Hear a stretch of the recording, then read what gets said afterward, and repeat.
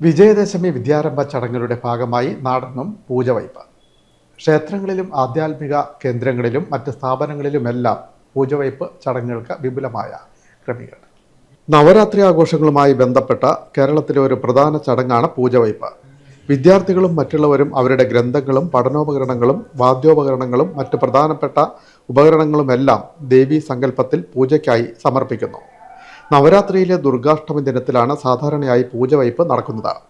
ഗ്രന്ഥങ്ങളെയും ഉപകരണങ്ങളെയും ദേവീ സങ്കല്പത്തിൽ പൂജിക്കുന്നത് വിദ്യയിലും കർമ്മത്തിലും കൂടുതൽ ശ്രദ്ധയും അറിവും ലഭിക്കുന്നതിന് കാരണമാകുമെന്നാണ് വിശ്വാസം. പൂജവയ്പ് കഴിഞ്ഞാൽ പിന്നെ വിജയദശമി ദിവസം രാവിലെ പൂജയെടുപ്പ് നടത്തുന്നത് വരെ അവ ഉപയോഗിക്കാറില്ല. വിജയദശമി ദിവസമാണ് വിദ്യാരംഭം കുറിക്കുന്നതും. പൂജവയ്പിന് മുന്നോടിയായി സ്ഥലം ശുദ്ധിയാക്കുകയും പൂജ വയ്ക്കുന്ന പുസ്തകങ്ങളും മറ്റും വൃത്തിയാക്കി വയ്ക്കുകയും ചെയ്യുന്നു. വിദ്യാർത്ഥികൾക്ക് പുസ്തകങ്ങളാണെങ്കിൽ ജോലിയെടുക്കുന്നവർക്ക് അവരുടെ പണിയായുധങ്ങൾ വാദ്യോപകരണങ്ങളുമാണ് പൂജയ്ക്ക് വയ്ക്കുന്നത്. ക്ഷേത്രങ്ങളിലും ആധ്യാത്മിക കേന്ദ്രങ്ങളിലും സ്ഥാപനങ്ങളിലുമെല്ലാം വിപുലമായ ചടങ്ങുകളാണ് നടന്നു വരുന്നത്.